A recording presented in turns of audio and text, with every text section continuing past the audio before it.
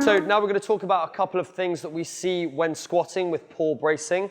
The first of which is going to be an anterior pelvic tilt. So what an anterior pelvic tilt is, anterior meaning in the front, our pelvis is tilting forwards, which then results in excessive lumbar extension. So lumbar being the lower back, the back extending too much because the pelvis is rotating forward too much.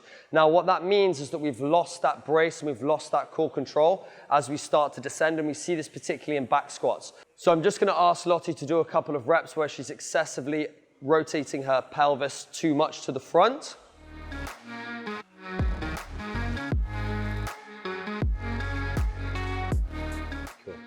So we can see in that position that as she's then braced, she's lost that brace as she moves her bum back and rotates her pelvis forward. It means we've lost that core control that can excessively load that lumbar position when we don't need, when we've got load on our back. Next thing that we're going to talk about is a posterior pelvic tilt. Basically what a lot of people refer to this is a butt wink.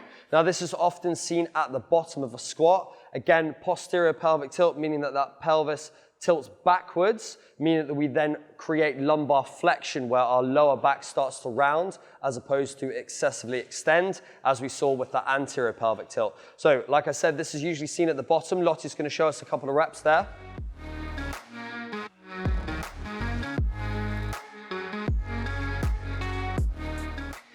Now, something that's really important to bear in mind is that a butt wink or a posterior pelvic tilt isn't necessarily a bad thing if our lumbar is staying in a relatively neutral position. Now, what we don't want is for that spine to change excessively under load. Sometimes if we see someone with a posterior pelvic tilt, but their lower back will stay in the same position, that doesn't necessarily mean that that's a bad thing. However, if we do see that that lumbar position is changing under load, that's then when a potential injury can occur, and that's something that we want to avoid. Last thing we're going to talk about is when we're effectively bracing, like we talked about, taking a big belly breath in, setting that core in the same position, making sure that our spine isn't changing under load, and dropping down into a back squat. So Lottie's going to show us a couple of reps there.